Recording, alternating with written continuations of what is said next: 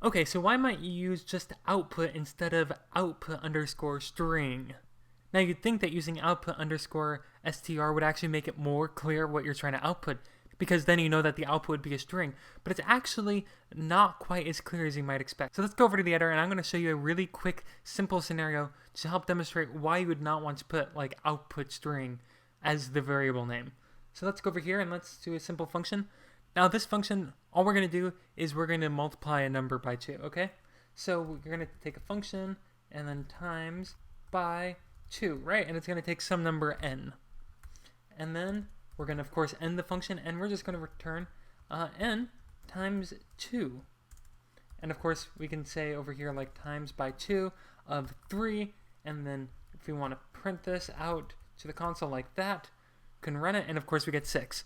Now we might have a more complicated version of this, right? Like might want to define a local variable called output equals n times 2, and then we could return the output.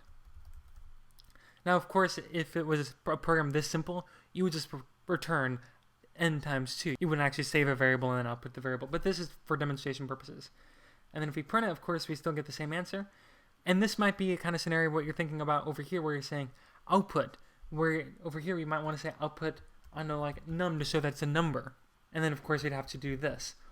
Well, the reason why this is actually a little bit less difficult is because by the context, we can already see that output is a number, because we can already see that we're multiplying it by 2, so we know it is a number. Therefore, saying output underscore num is actually a redundancy, which makes our code less clear, and if we need to update something, that means we also have to update the variable name in every single instance. In fact, often what's clearer than using output is actually writing down what the output represents.